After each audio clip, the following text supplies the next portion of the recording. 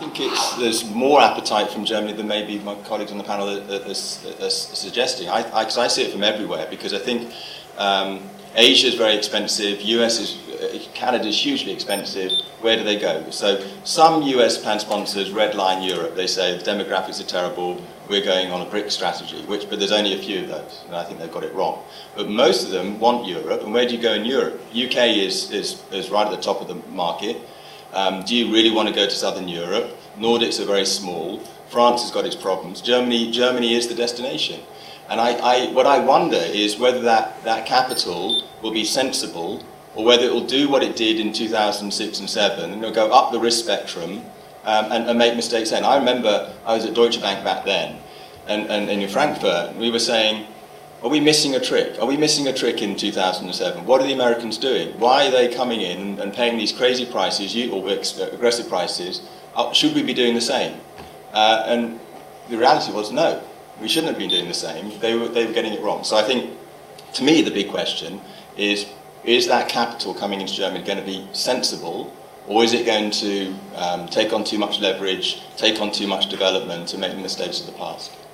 The sources of capital at the moment are immense. I mean, I've been doing this for 16 years now for different companies, and I haven't seen this kind of a momentum at all, and it's not easing off anywhere. You've got the quantity of easing, giving the banks the capability to finance at levels, again, that get me worried, to tell you the truth.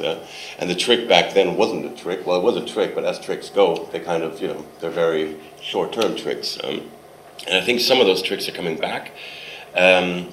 We're not at a 95% financing yet, fair enough, yeah? So we're around 75 to 80, depending on your asset class, depending on your income, depending on your quality of buildings. So German banks are simply flooded with money. I mean, if you look back at MIPIM, the running gag was, Draghi's putting bags of money in front of your doorstep, and people are just annoyed because they can't get out the door.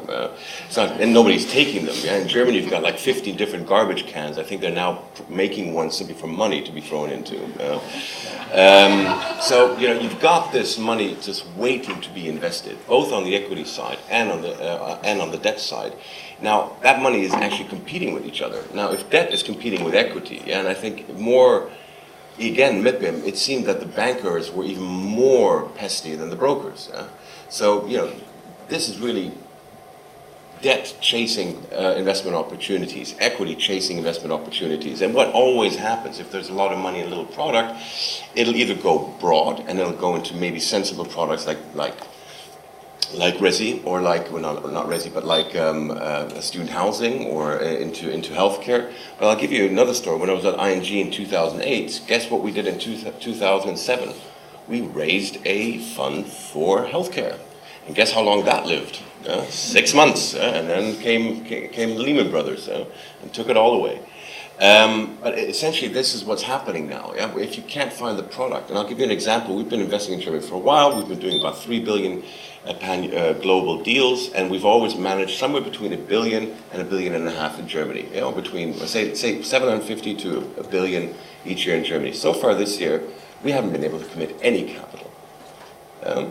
So not being able to commit, and we've already committed over $1 billion globally, especially in Europe, but we haven't been able to commit in Germany. Now, if one of the bigger German players can't buy in Germany, I always wonder what everybody else is doing. And it's a pricing issue. It's the fact that everything is on market. It's the fact that the simple sentiment of more money out of strange pockets being out there drives sellers into expectations that they're willing to take care of. And it's going into pricing that I haven't seen either. Now, it all sounds sensible when you run your numbers, and your spread to your bonds are huge, and if you leverage it even at 70%, the numbers look good and solid and sound. But somewhere down the line, the paradigm has changed from something like a 5% return to a 3% return, which then you can either accept and say real estate is a new fixed income. Fair enough. Then you go down that route and you go into that pricing, and let's hope that it goes in for another 3, 4, 5 years. But then you're also expecting the highest pricing scenario in real estate ever. Yeah? And these markets tend to readjust, and it's just a question of when they readjust. And if you're under the median for 5 years, which has never happened, it's always a 2-year, correct me if I'm wrong, but it's usually a 2-year high market pricing phase. You do that for 5 years, what's your correction going to look like? So that kind of gets you worried. There could be a new truth out there. There could be the fact that bonds have, that we're going into a Japanese kind of scenario with lower government returns. That's fine. But just the simple pressure of capital at the moment is picking up on that. And the question is, when does it move on? What does it do? And how crazy is it going to get? At the moment, it's still, there's, everybody tells you no fear of a bubble, but they tell you that up until right to the point when it pops. Otherwise, it wouldn't be a bubble, really, because if everybody's watching it grow. So that's just the dynamics and the human mind working that. But I do believe that there is a risk somewhere down the line. There's a hope that it eases off slightly, it tapers down, and just takes the next cycle. And there's positive signals that there isn't an oversupply in commercial, because a lot of the developers are doing resi.